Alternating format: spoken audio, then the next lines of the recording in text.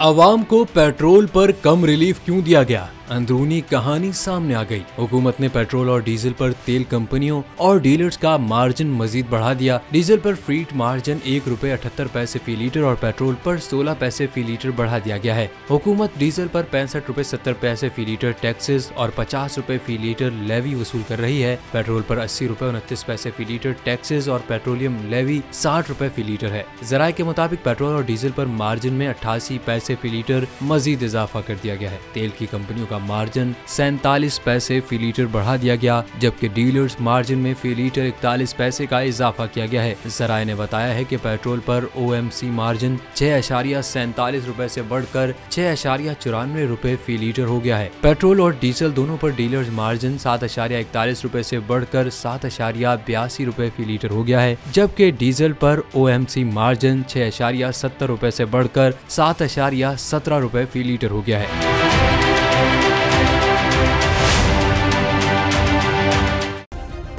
Subscribe करें और bell दबाएं ताकि कोई खबर रह न जाए।